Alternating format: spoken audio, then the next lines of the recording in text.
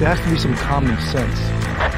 Yes, sir. They have the car stopped in 10th and Ranch, Michael Byler. We still don't know who pulled the trigger.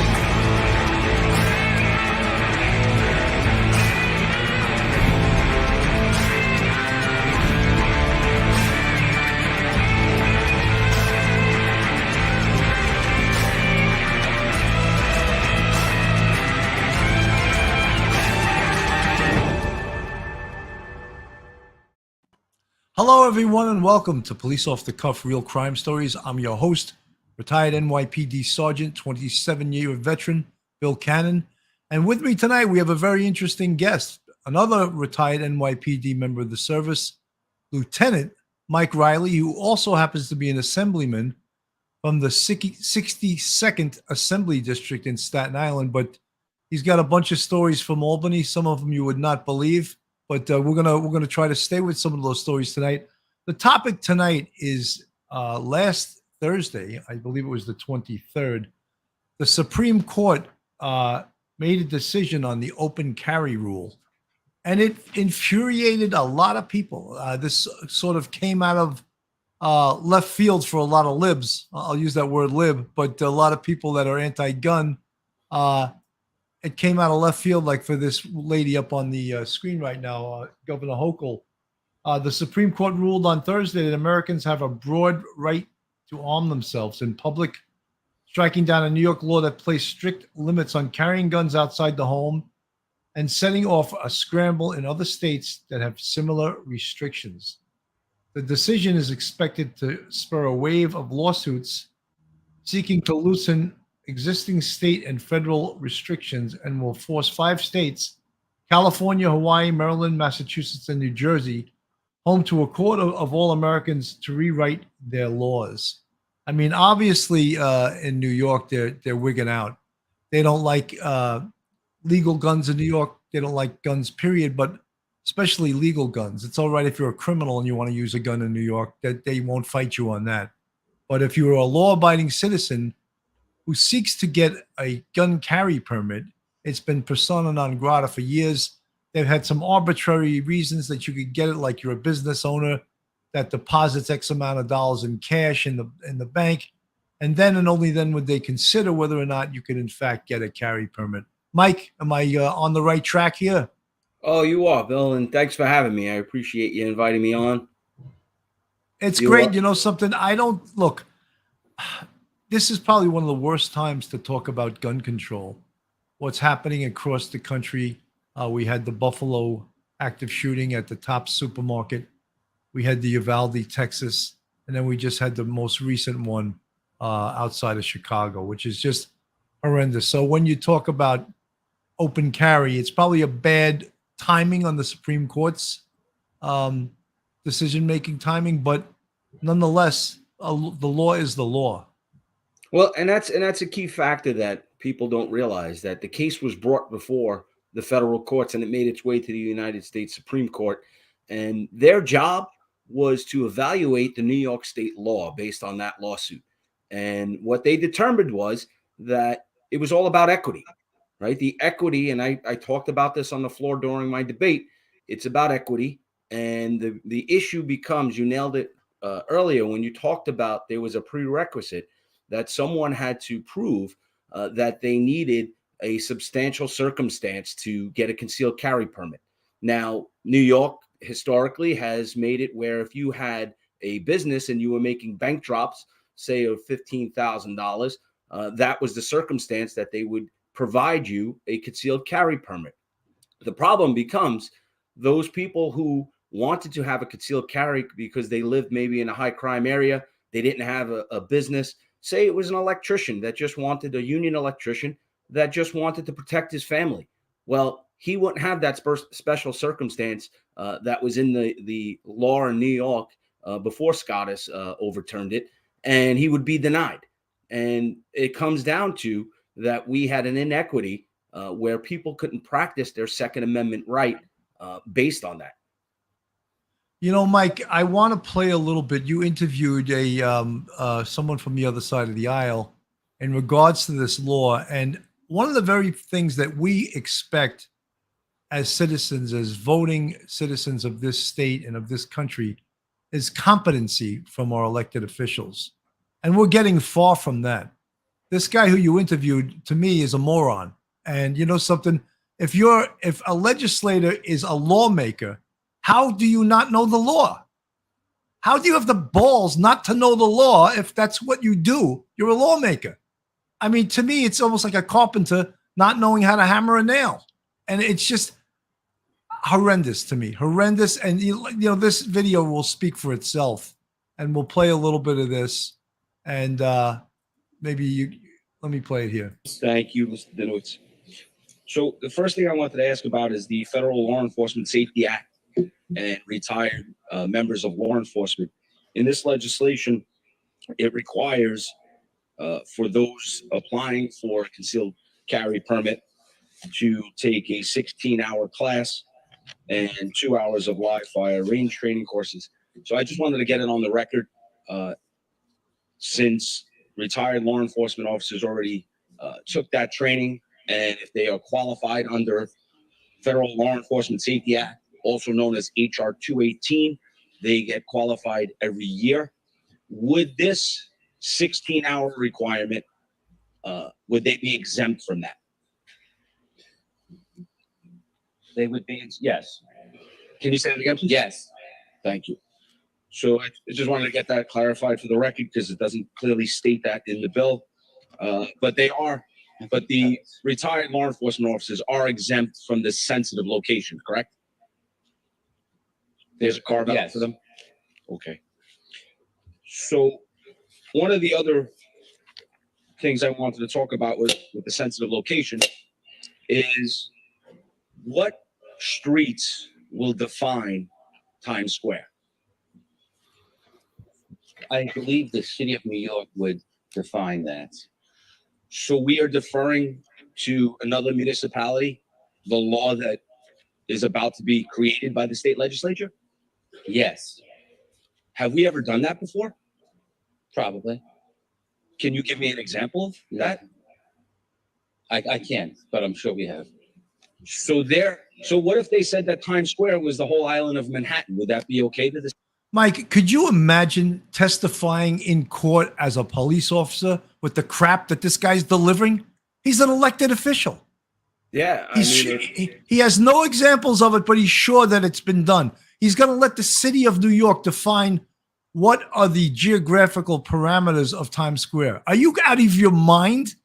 I'd love to say, you know, when I was grilled on the stand by Jacoby and Myers, officer, can you tell me, you know, what corner did you arrest my client on? I'm going to let the city define that as to what is Times Square. Are you out of, I mean, that pathetic. That is pathetic. He's a lawmaker. I mean, what's ironic is when, you know, I know the area thoroughly. That's where I was a police officer in Midtown North. And I know that Times Square can be defined as 8th Avenue to 6th Avenue from 35th Street to Columbus Circle during New Year's Eve festivities. So basically, we're talking about a mile or two that they can define. And, you know, when it comes to the streets that they would say. So I think the open-endedness, and it's just, it just doesn't make sense. If we're going to define what the law is in the state of New York, then the state legislature should have made it clear what they determined to be that perimeter. Look, they define what night is. The period, they define exactly the hours that make it night, right? The period between sunrise and sunset, and they give you the exact hours. But this guy can't define what Times Square is. I mean, he should be fired just for that. I mean, that is the most stupid thing I have ever heard. I hope he's listening because he's a moron. And I mean, it's pathetic. These are the people making decisions for the citizens of New York City. The state legislature? Why would you think they would say that? Times Square is Times Square. Everybody knows Times Square. Well, do you consider Times Square is Times Square? He's baffled. He's baffled, this idiot. Yeah. So except me, I never leave the Bronx, so I can't give you a good. So is 47th Street and Broadway considered Times Square? You know how I would define Times Square, but I'm not the city of New York. I would define Times Square as the place where all the people gather on December 31st. But That's one hell of a definition. I would define Times Square as a place where people gather on New Year's Eve to celebrate New Year's. That's his definition. I'd like to see him try to sell that to a law firm that's that's suing the city. And that's exactly why I raised in debate that it can go all the way to Columbus Circle, because we know on New Year's Eve that's where our barriers are set up for, and that's where the pens are. that's just me. But the city of New York, I'm sure, could come up with a very specific and reasonable definition of what constitutes Times Square. So, well, that's the crossroads of America, right? Where Broadway and 7th Avenue they come across each other, right? So Times Square, where the ball drops, 42nd Street between 7th and Broadway, right there, right? But Times Square may be defined as 8th Avenue to 6th Avenue, from 36th Street to 47th Street. What are we looking at? Well, we need to be a little more definitive, I think. I think first they would have to have signs. Secondly, it is the crossroads of the world. Okay, here, I got it. The area. Mike, he's referring to the city as an entity, they, but he's a politician that represents the city. Shouldn't he be saying we, or speak more personally? He's saying they, as if the city is an agency that's going to define a geographical area for the purpose of gun control. Yeah, absolutely. Commonly known as Times Square, as such area is determined and identified by the city of New York, provided that such area shall be clearly and conspicuously identified with signage, which is what I just mentioned. They have to have signs. Okay, so if they go, so in your opinion, since you're debating the legislation, if the city determined that Columbus Circle, 59th Street and 8th Avenue is now Times Square, would that be acceptable? It's hard to respond to what I said. Don't take this the wrong way, but a pretty absurd hypothetical. Times Square is Times Square, and it's a very limited area. But the only thing that's absurd is that this guy's been elected to any office.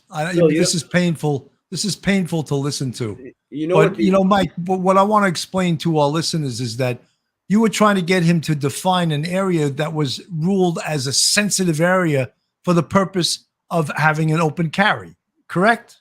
Yes, but by having the concealed carry permit, yes, absolutely. Right, so they're trying to make Times Square a sensitive area so that they can remove it from an area that would be acceptable to be able to have an open carry. Is that correct? Yeah, so they would by defining Times Square and letting the city determine where that's going to be and place their signs, they could basically say that any lawful gun owner who has a concealed carry permit would not be able to carry their gun in that area. And we still to this day don't know where that area is going to be. And or if the legal gun permit holder used his firearm in that area, and even if the use of that firearm was lawful, he could be arrested for illegal possession of that firearm in that area, correct? Yeah, something that was brought to my attention, and I wish I would have clarified this on debate. If you have a bar owner or a business owner in that area, if they have a concealed carry permit, right, for their business, this would automatically exclude them from having that weapon on them while they're at their business, if they're located within the definition of where New York City defines Times Square. Yeah, because it's so vague. Because something, if anyone in this world, any profession in this world is not vague, it's attorneys. And clearly this guy's not an attorney. Clearly he does not know the law at all. He is. That guy's got a law degree? He's an attorney. Yes, he is. Oh my God, he should return that law degree, So I'll tell you, one of the things that he said, he asked about absurd, he called my question absurd, right? Far too often, I've said this on the floor while I'm debating legislation, that we're so worried about being first in New York that we fail to be the best. And what I mean by that is I say all the time, the words on paper don't transition to the street, the courtroom, or everyday life the way it's intended. And I say, if we just slowed down and you actually had a real conversation with me and others that can actually raise some issues that could make the legislation better, we'd be in a better place. You know, there was another bill not too long ago about filming police officers. I asked the sponsor of the legislation, I said, listen, can we at least put a buffer zone in, make it 20 feet, 15 feet, and make sure that someone doesn't come into that zone of safety to protect the police officer and protect the person that's interacting with the police officer. They came back to me and said, no, I'm sorry, we're not going to do that. I'm like, but you're actually inviting people to obstruct governmental administration. You're going to cause more problems than solving them. You know, Mike, this is the same legislature that gave us the diaphragm law that was instrumental in getting rid of qualified immunity. The hits continue.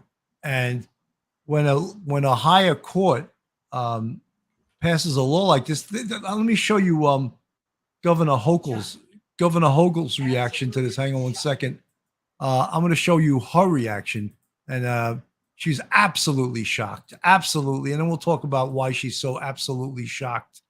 But this was her reaction. Shocking. Absolutely shocking that they have taken away our right to have reasonable restrictions. We can have restrictions on speech. You can't yell fire in a crowded theater.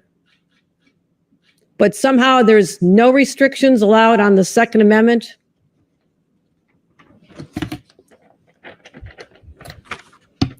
This is New York. We don't back down. We fight back.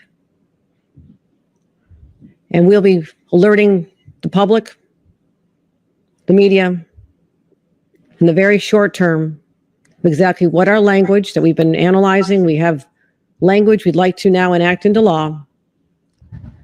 We'll be sharing that with the leaders. And I'm sorry this dark day has come. So, this Bill, is the same governor.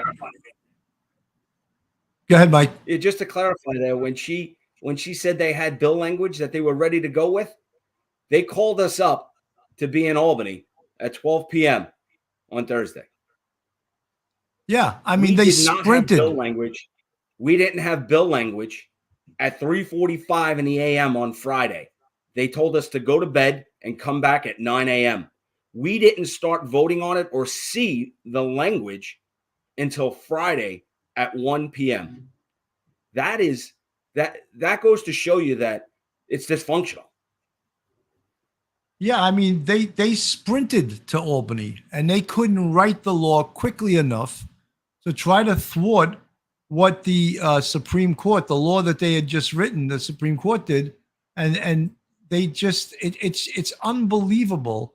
But you know, one of the point that I wanted to make, Mike, is that Hochul wants to do nothing about bail reform. We have little gangbangers shooting people every night in this city.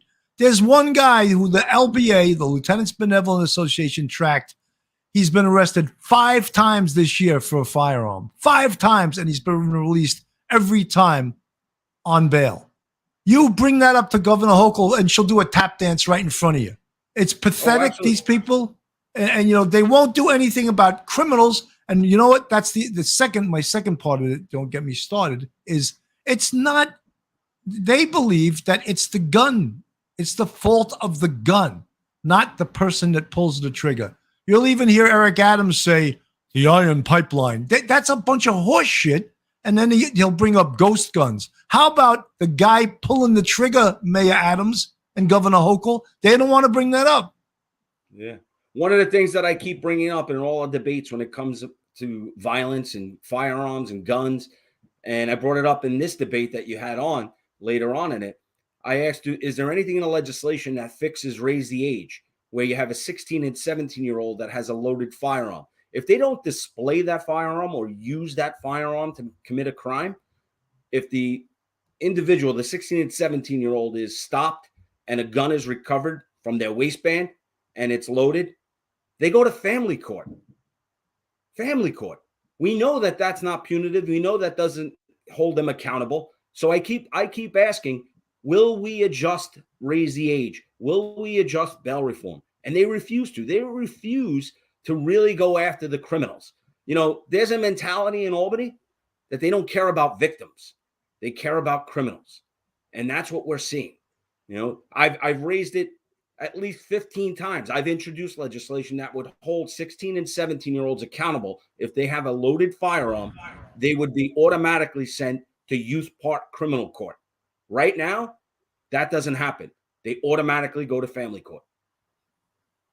You look, the Manhattan DA, he gave that, when he came on, he gave that 10-page manifesto where he tried to make robbery first degree with a gun if the firearm wasn't used. If no one got shot, he tried to make that a misdemeanor till everyone went nuts, and all of a sudden, oh, well, I really didn't mean that. I mean, that is pathetic. First of all, a district attorney is not allowed to change the law. You know what I mean? And that's what he was trying to do. Robbery first degree. District attorneys are just like us.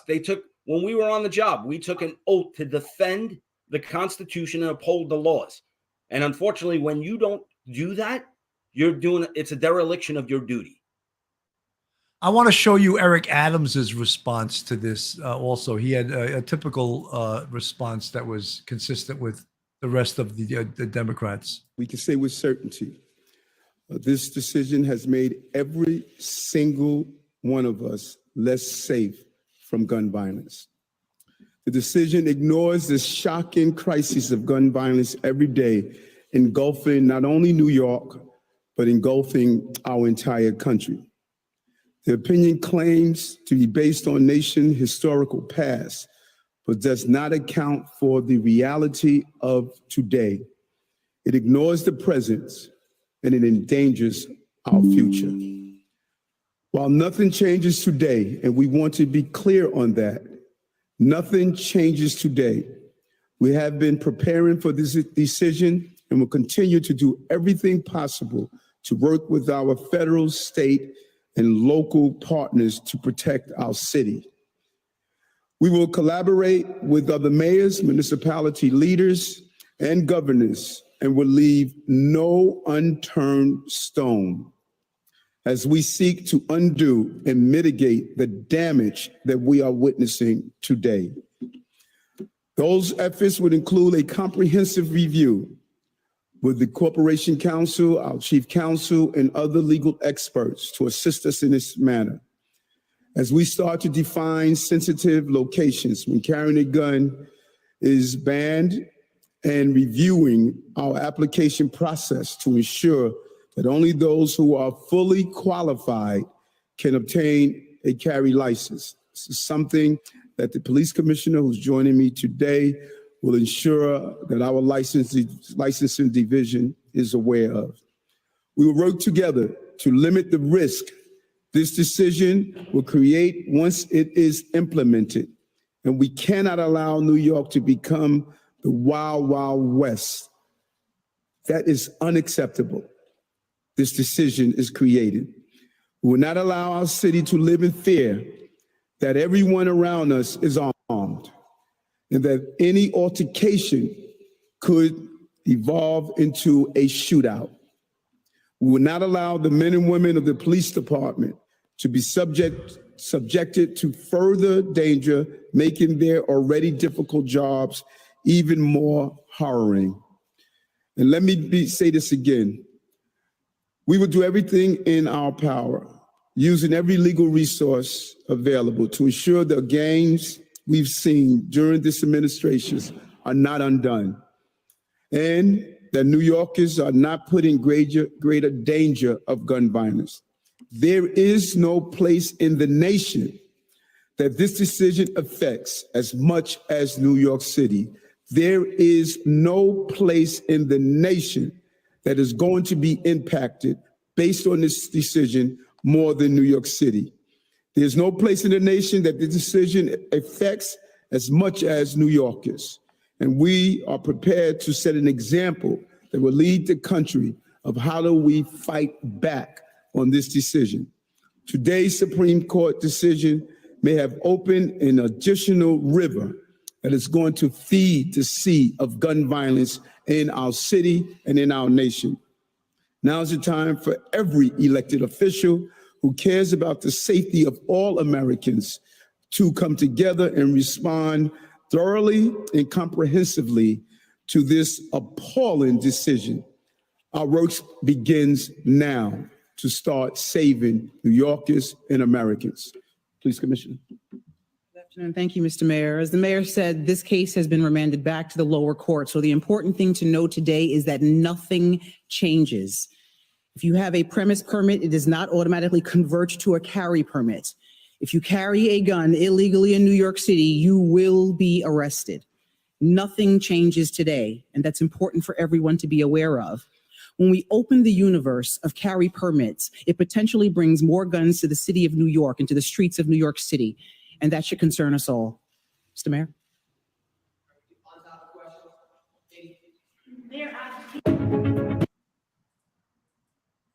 So, Mike, they're concerned with legal carry permits, but there doesn't seem to be much concern with illegal gun owners who are shooting up the city like we've never seen before, like we haven't seen since the 80s. But he's worried about, he's worried about legal gun permit holders.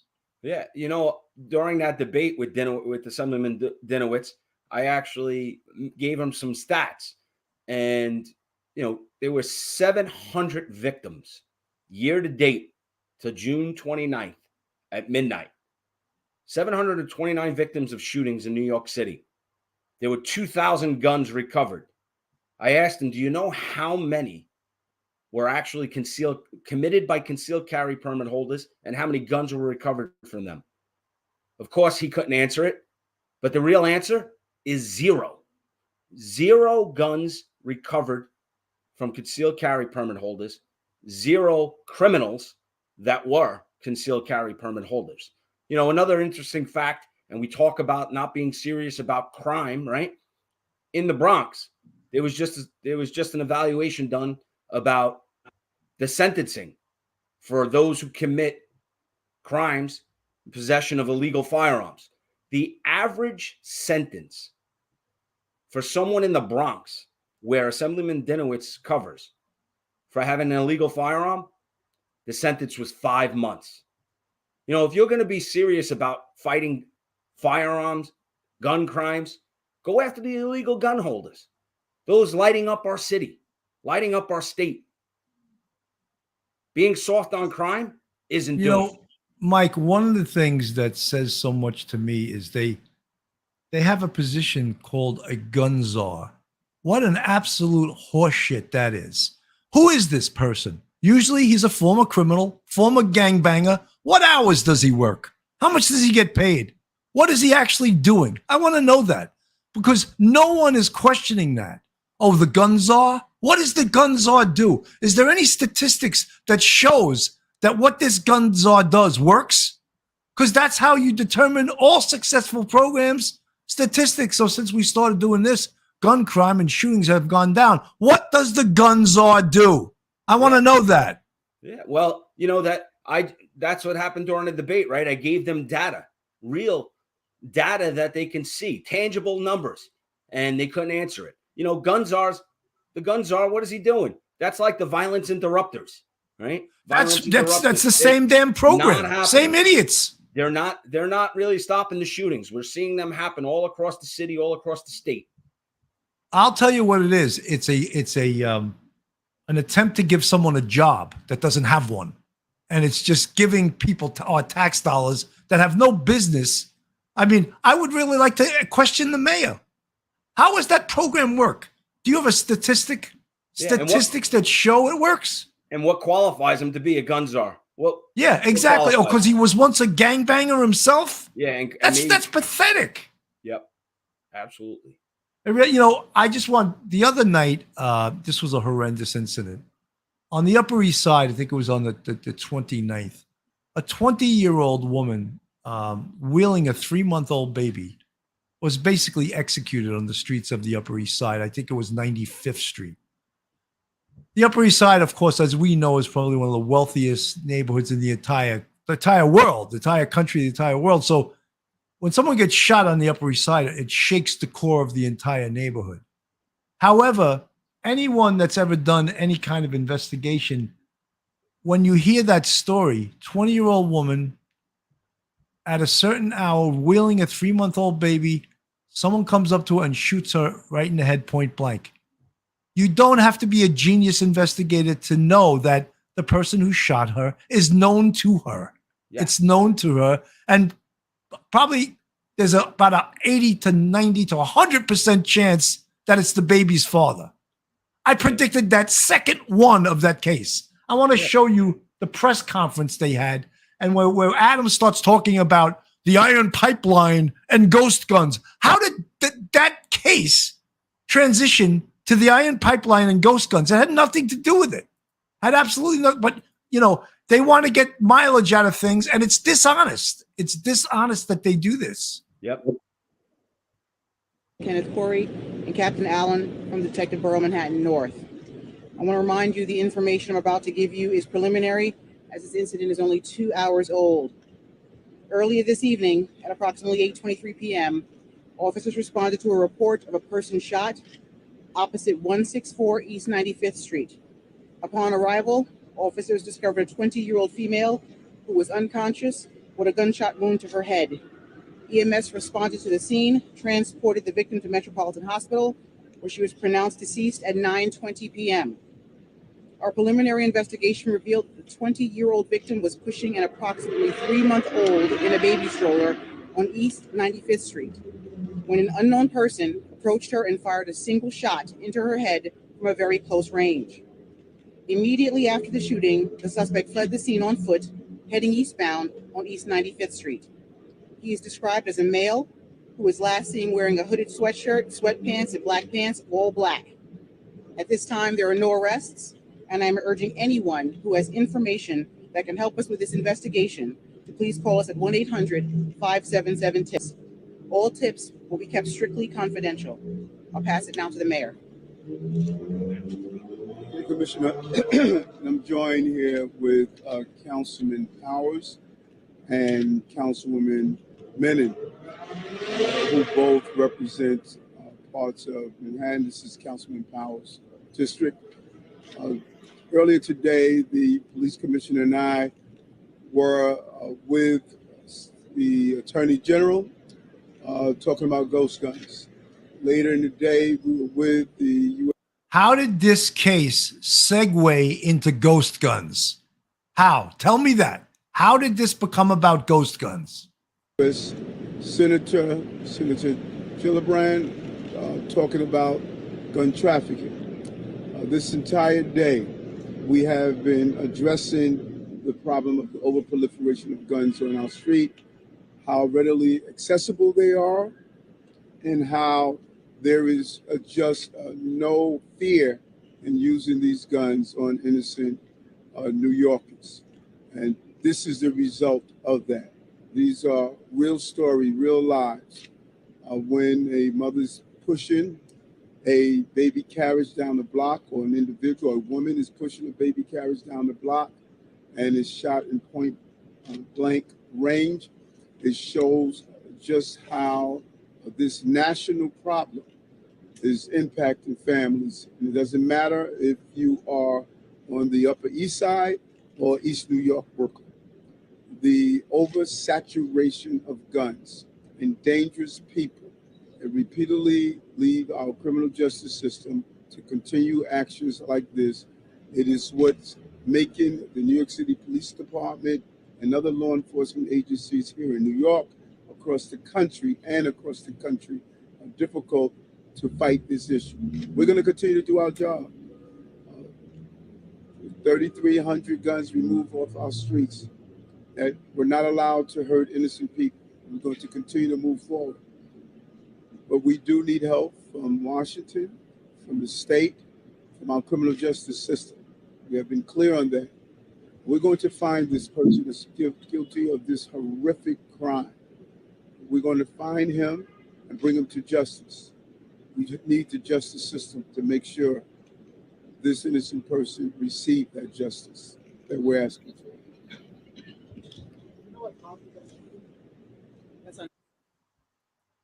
So he got some political mileage out of a situation that was a domestic violence incident. And my prediction, minute one, was true. The whole thing was true. It was the baby's father, and he came and he killed the baby's mother. So I think go ahead. You know what the problem is, what they lack to say. The striking thing that we never hear from them, the atmosphere that they created in the city, in the state, across the country, that the police are bad, that the job that we did, taking guns off the streets, actually bringing down crime to historical lows, making sure that criminals were afraid to carry guns. The proliferation of guns is the result of the anti-police rhetoric and the idea that there is no consequences for criminals. And that's the reality we face. They don't want to say it, but that's what it is. And it's time that they wake up, because you know what? If they don't, things are only going to get worse. Mike, the very people that they depend on to support these programs financially are going to be fleeing this city because they're not going to put up with the crime that's coming. The crime is here, but it's coming. More's coming. Because I heard even someone asked the mayor, it was either today or yesterday, why don't you go back to stop, question, and frisk? And he denied that it ever went away. Like, oh, we still use stop, question, and frisk. We just don't use it illegally. I don't know what he's referring to illegally, but there is a way to use stop, question, and frisk, but you need the support of the government. You need the support of the politicians. You need the support of the community, because that is how to get guns off the street. Stop, question, and frisk. And we should never, ever allow the media to call it stop and frisk. They tried to hijack that term. And if you hear someone in the media say stop and frisk, stop them right there, backhand them across the side of the face and say, don't you ever say that again. It's stop, question, and frisk. They did that on purpose to try to demonize it. They tried to demonize the police department. And, let's be real, though, right? There was a time where the New York City Police Department, under former administration, tried to use it as a police officer documentation of numbers, right? For stats. The problem is they created the issue, the prior administration. And, the problems became that, unfortunately, we let the media hijack that, where we let the media, like you said, say stop and frisk. There are many times where you spoke to someone and you questioned them about what they were doing. And you know what? You remember this when you were on the job. You stopped someone that looked like they were doing something wrong. You questioned them, and then you went about your way. You said, all right, this is why I stopped you, and you walked away. But they don't highlight those things, right? They don't even think about the interaction that police can have with the community when it comes to that stop and question. But right away, they go to the automatic that, you're frisking everybody. That's not always how it happens. There has to be something there that rises to the level where you're going to frisk them. And that's a key component that the media never wanted to talk about. No, because it's to demonize the police is good for the media. That's their narrative. Even the whole defund the police movement, the media was 100% behind that, And a lot of people in this city don't realize, 2 years ago, they took up $1 billion from the NYPD's budget. $1 billion. People don't understand that. And it's paying dividends right now because cops are fleeing the job in droves. Yeah, you look at it, right? There's no support. They're leaving the job. They again, Mike, you remember the old term, or why you're playing pension roulette. I did almost 27 years on the job. People would say that to me. Why are you playing pension roulette? You should do 20 and out. That's what people used to say. I said, look, I never got in trouble, and I'm going to stay on the job as long as I still like the job. But in this day and age, I can understand when people say you're playing pension roulette. Yeah, listen, I love the job. I that's all I ever wanted to do in life when I was a kid. I was the first cop in my family. If I didn't get hurt, I probably wouldn't have retired. I could have been one of the last guys to do 43 years. I got on when I was 20. But if you told me 16 years ago when I retired that I'd be a volunteer at my kid's school, become a school board president for 10 years as a volunteer, and then run for elected office, I would have said you were crazy, because I didn't see myself in this position. But you know what? I try and use my experience, the things that I learned on the street, the things that I learned on the job, to try and influence what's happening in Albany. And, I bang my head against the wall every day. But I'm not going to stop, because they need to hear it. They need to hear the reality of what they put on paper really doesn't help. And all it does is cause more confusion and more hatred for the police department.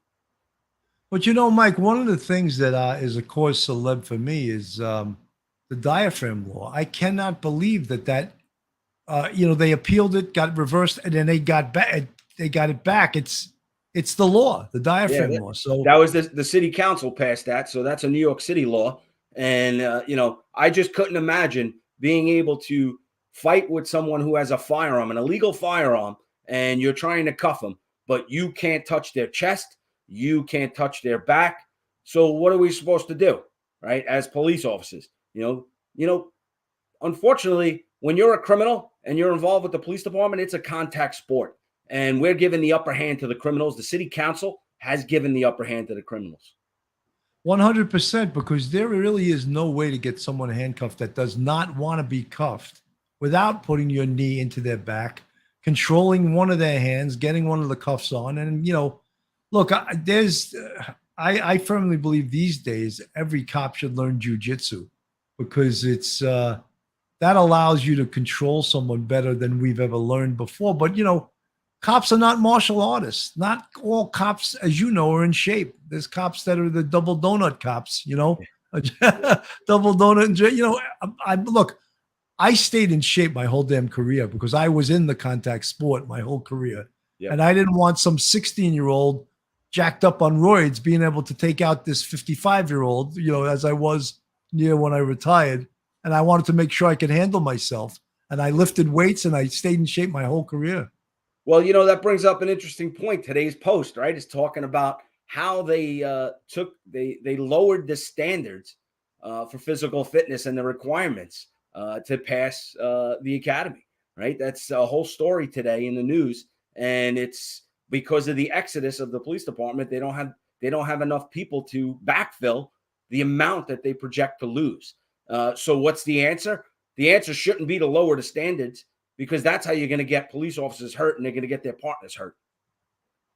Mike, some of the things, and look, I came on in 1985. What year did you come on? 1993.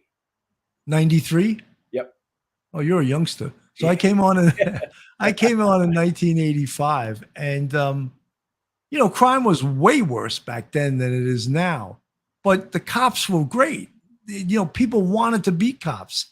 Thousands and thousands of people took the test, and they paid to take the test. Now it's free and no one's taking the test. They can't give the damn job away. Yep. And, who do you think you're getting when you're giving the job away for free?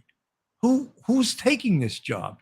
You think people that really have a calling to be a police officer, which is what it is. You think it most certainly is a calling. You hit the nail on the head, and, think about it. When we were in uniform, when we were police officers, you didn't want someone that just took the job to have the job. You wanted to make sure that the person next to you had the same passion for the work. And, I was the first 9mm class in the NYPD. And, my class was 2,300. We were hired under Dinkins. And when I graduated, that was under Giuliani. And that's where, we started to actually take back the city and reduce crime.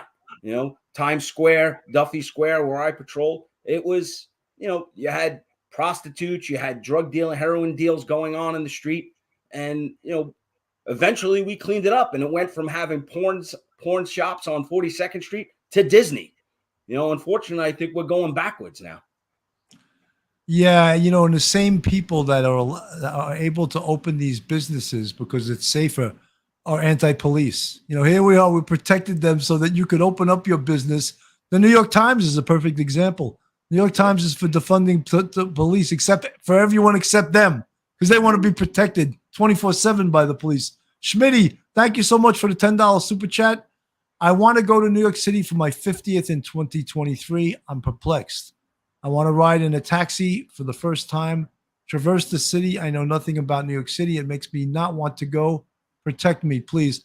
Smitty, I would say overall it's safe. If you take chances like, walking across the Deuce at midnight by yourself, I wouldn't recommend that. The Deuce is 42nd Street, 7th to 8th. I forget I used that term. Yes. 'Cause I was in street crime, and the Deuce was, used to say, oh, the Deuce. And we just took for granted, oh, everyone knows what the Deuce is, And Yeah. back in I was in street crime in 1988. The Deuce was a dangerous. We used to walk across the Deuce, and people would mess with us. But then they would find out who we were. But they would they think that they were just some white boys from the subway, from the suburbs, Yep. And they would Yep. mess with us, and then they would find out that we weren't who they thought we were, Yeah. But the Deuce was out of control. Oh, absolutely. And not only the Deuce, right? When I got promoted to sergeant, I went to the 6-7 precinct in East Flatbush, Brooklyn, right? And I remember going there, and I didn't even know where the 6-7 was. And but then I was there for 4 years. I was a crime sergeant, and I got to tell you though, there were a lot of people there that liked the police, and they wanted us there. When I was in anti-crime for 2 years there, we took a lot of guns off the street, and the residents, they really liked it. They enjoyed it that we were there to protect them. We had some good interactions. We had a lot of good relationships, but it was that small percentage of gangbangers that would ruin the neighborhood. And, that's who they wanted us to target. They wanted us to make sure that we kept them in check, because you wanted to be able to walk on Church Avenue. You wanted to, right? The Vanderveers were one of the privately held housing projects in the 6-7, right? One of the places that we had on Foster in front of it was called the Front Page. The reason why it was called the Front Page is because it hit the Daily News as a multiple homicide one day, and that's how it got its nickname. When I was there, they cleaned it up where shootings were at the lowest level in the Vanderveers. Today, I think that's coming back. One of the things, and I thought about this before when you were talking about it, when we were talking, you mentioned that stop, question, and frisk, the downfall of it was that it was used as an activity on someone's activity report. And you're right. And Bill Bratton has a book out from years ago called Turnaround. And one of the things he said in that book, and I always remembered it because he was so right, was that once you've hit a certain level of crime reduction, you got to take your foot off the gas a little bit. You got to start doing other things like community policing, community outreach, pulling back, community programs, youth programs. And he's 100% right, but they didn't take their foot off the gas pedal.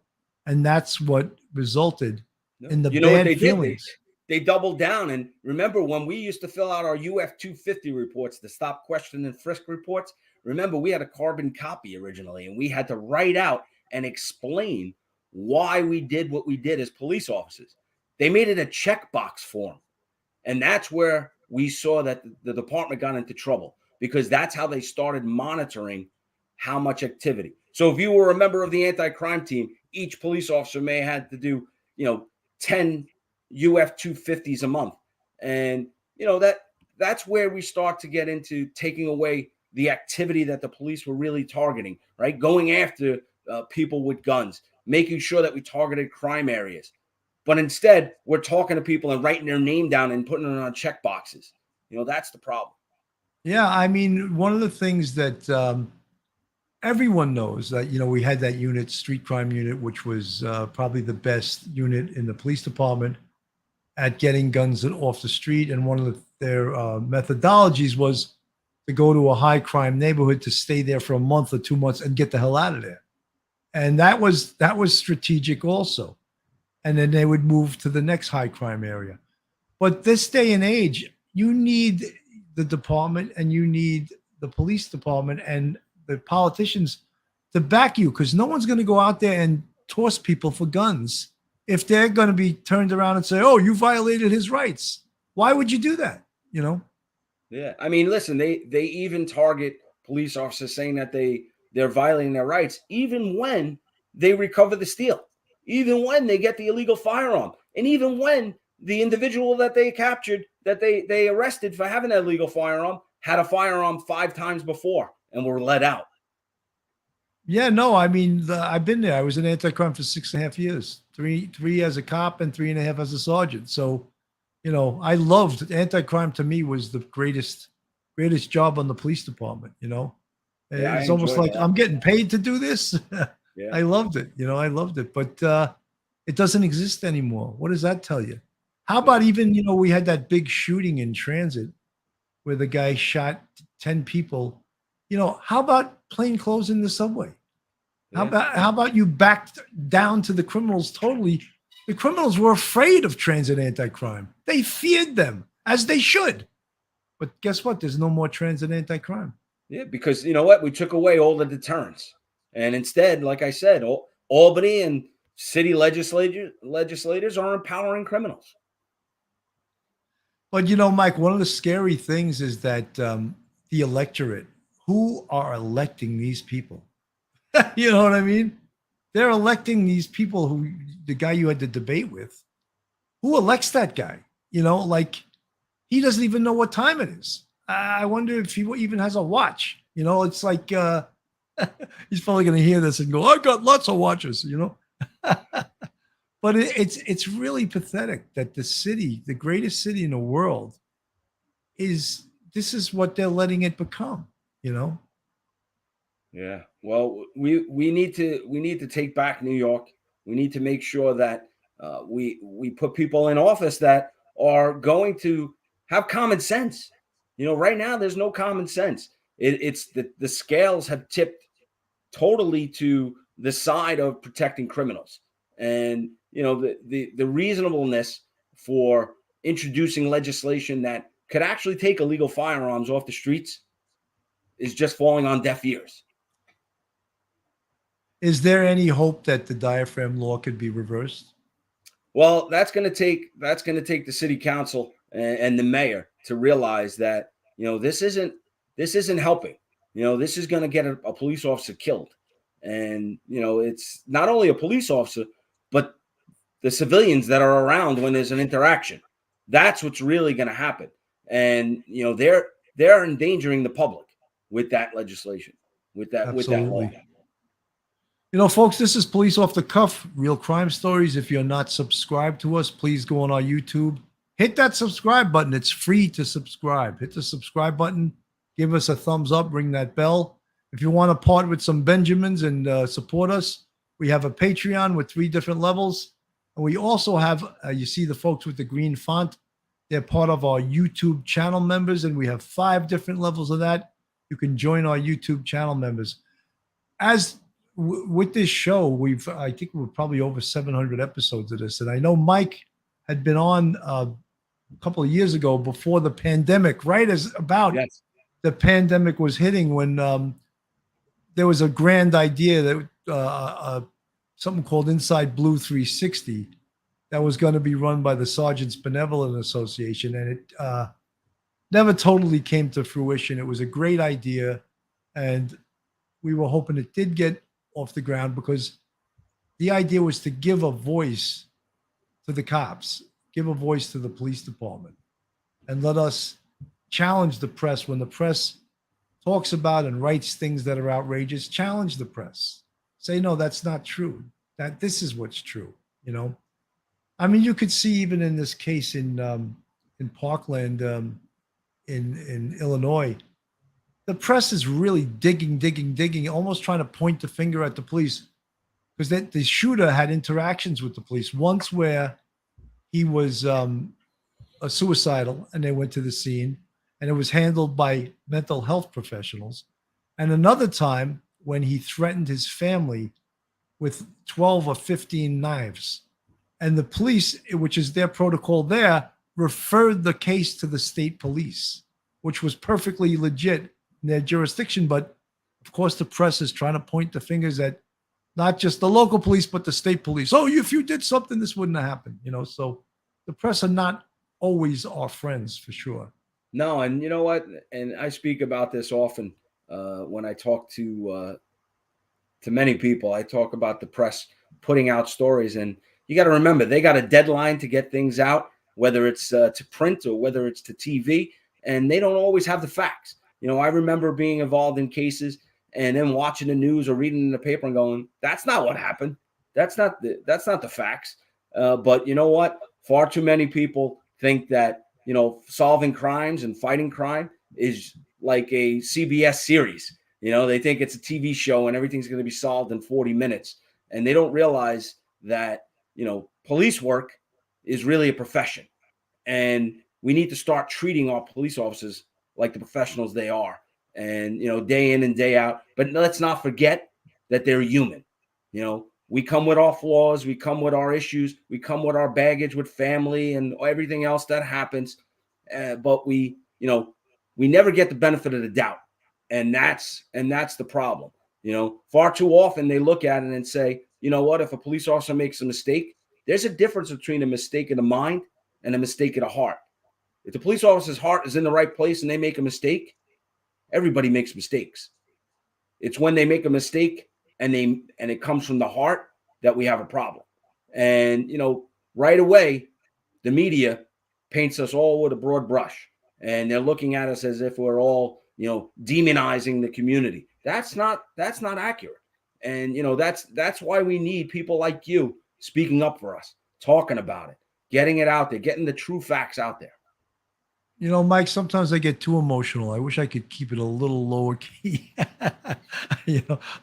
Talk a little bit more like a politician, but I'm not political. Joe Murray, guys, if you're looking for a great attorney in the New York metropolitan area, Joe Murray is your guy. He's a retired member of the service, a police officer. And Joe is a fantastic defense attorney. He also ran for Queens District Attorney. He's always supporting all the candidates. In fact, I know he's had interactions with Mike here. If you want to get a hold of Joe, his cell phone number is 718-514-3855. You can email him at joe@jmurray-law.com. His website is jmurray-law.com. We highly recommend Joe Murray. He's a big friend of the show, and I'm sure he's getting a lot of work through this commercial. Joe's a good guy. I like him a lot. He's great. He's a former boxer too, so don't think you're gonna mess with this guy, Oh yeah. He was on the PBA boxing team back in the day. Folks, Mike is an assemblyman. He's here. If anyone in the chat has anything to ask Mike, I'm looking for some questions. Someone just wrote, Frank Marshall, all those police are doing a great job in Highland Park. Uvalde, Texas, take a lesson from them on how to do things the right way. Frank Marshall. Anyone with any questions? No questions, huh? Mike, I'm amazed that you can do the job amongst the swamp that you were in Albany. And it's every day you must be banging heads with these people that just do not think the same way you do. So many of these people are just anti-police. So many of these people just don't see things the way you see them. And I applaud you for going to work every day and doing this job. Thanks, Bill. I mean, listen, it takes work, but, I'm passionate about making sure that, they hear the real deal. They hear about the circumstances that police officers deal with, the everyday incidents that happen, not necessarily just about crime. They don't hear about the incidents where police officers show empathy. They don't hear about the police officer who responds to a 6-month-old baby that is not breathing, and they're on the 3rd floor of a building, and the police officer carries that baby down to a waiting EMS, giving them CPR. They don't hear those stories. And, that's why we need to make sure that we humanize police officers. We make sure that they know that these are people that care about others, and, just because they're wearing that blue uniform doesn't make it that they're not human. And that's something that, I won't give up. I won't give up talking about. I pride myself in trying not to be a politician. I am what I am. That's it. What you see is what you get. I don't try and pull punches. If I don't have the answer, I tell people I don't. But I tell them I'll get back to you. I will try and find the answer for you.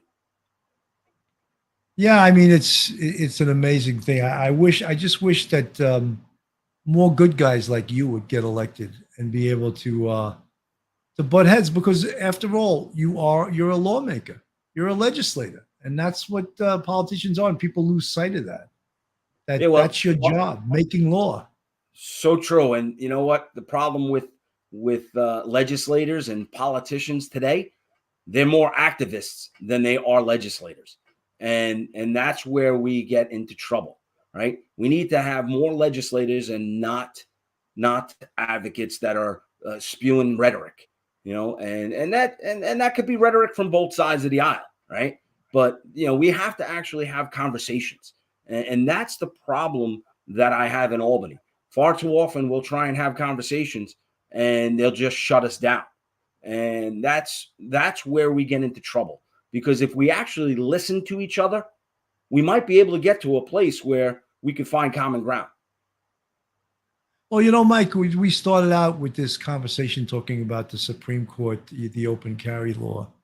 And one of the things that I find, and not even talking about the open carry law, but talking about how one side points at the gun as the evil instrument, and the other side points at the trigger puller, which to me is more accurate. If you don't have a trigger puller, you don't have a shooting,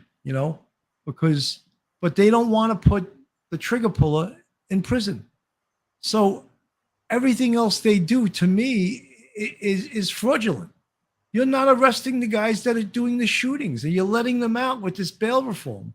Yeah. So how could I take you seriously about any other type of gun control when you refuse to lock up shooters? Yeah. That just with this legislation and this law that was passed regarding concealed carry, with the answer to the Supreme Court's decision, right? What they fail to realize is law-abiding citizens that get that concealed carry permit, they're going to make sure that they abide by the law, because they don't want to lose their Second Amendment right to carry concealed firearms. They're going to make sure that they don't break the law. It's the ones that have illegal firearms that are pulling the trigger. They don't care about laws. If they cared about laws, then they wouldn't commit these crimes. That's why it's important that we have enforcement on these criminals. No, you're 100% correct, and that's part of the problem. And a word that I use and that they've used is called decarceral policies, which are policies about not incarcerating people as a penalty for committing crime.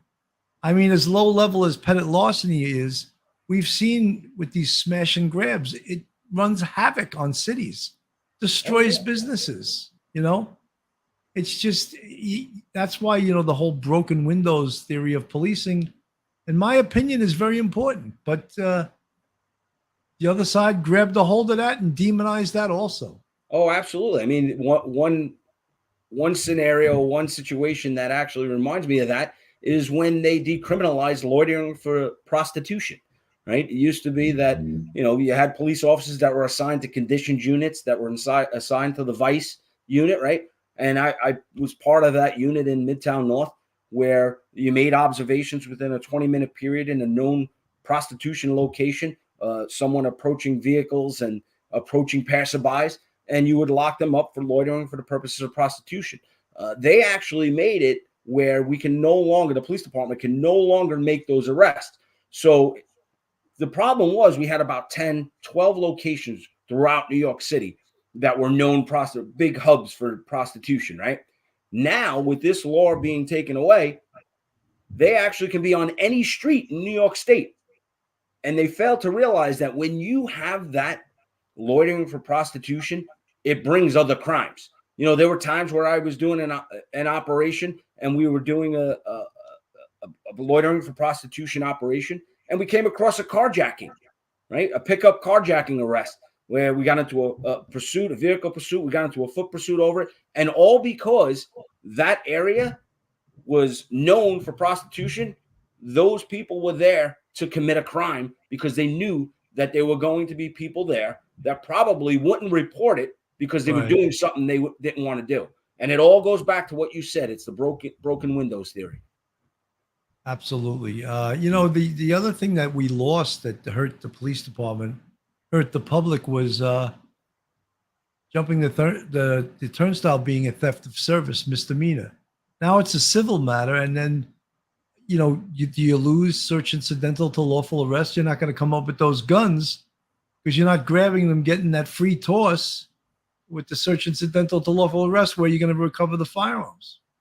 Yeah. Another thing they did was with the marijuana law, where the odor of marijuana doesn't give you permission to assume that the person is under the influence, right? The odor of marijuana cannot be used to initiate a car stop. They've taken so many tools away from the police that it just has hampered them in so many ways. And in addition, cell phone cameras has hampered police in so many different ways. It's amazing to me that people, and I don't know why that's allowed, where people will actually videotape police and almost challenge them that they're doing the right thing. Yeah, that they they're try not and bait them. Right, but that should not be legal. It really shouldn't be. Well, that goes to what I was talking about earlier when I spoke to the assemblyman that was carrying a bill that passed into law about videoing police officers. I tried to get that buffer zone. Ironically, that was Assemblyman Perry, and he was the assemblyman in the 6-7 precinct when I was a sergeant there. And so I had a history of knowing, what he was about, what policies he didn't like. And I think that's why he basically just didn't care about the videoing of police officers and creating a buffer zone. A lot of them are cop fighters, and a lot of them are the defund the police crowd, Mike, we're at an hour and 6 minutes. I'm going to give you last words. You got any last words?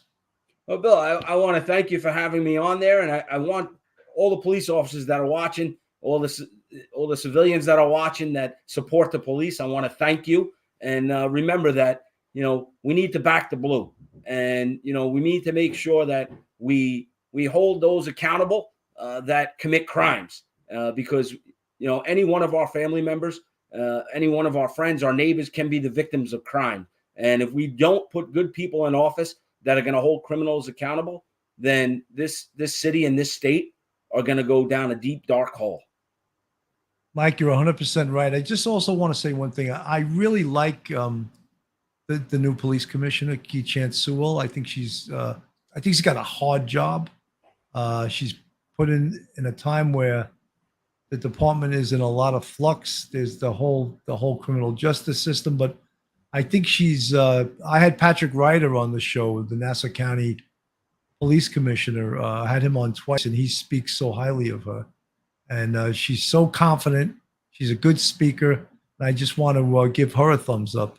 I don't always agree with this mayor, that's for sure. Yeah, I got to tell you, with the police commissioner, she had me when at the beginning of the year when we had the 2 officers that were shot and killed, and she was given a press conference at the hospital, and she gave a little update about it, and she said, "I'm not taking any questions, but I'll take your prayers."